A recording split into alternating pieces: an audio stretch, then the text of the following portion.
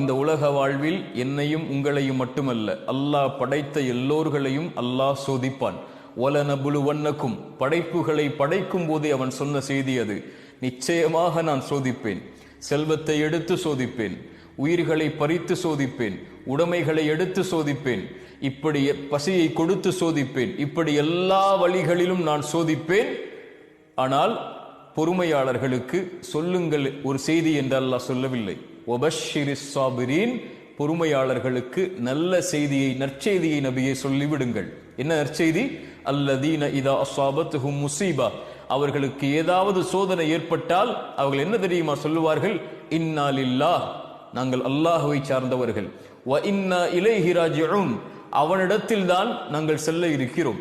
எங்களை படைத்தவன் அவன், எங்களை மரணிக்க செய்பவனும் அவன்தான். அவனுடைய நாட்டத்தை மீறி எங்களுடைய வாழ்வில் எதுவும் நடக்காது.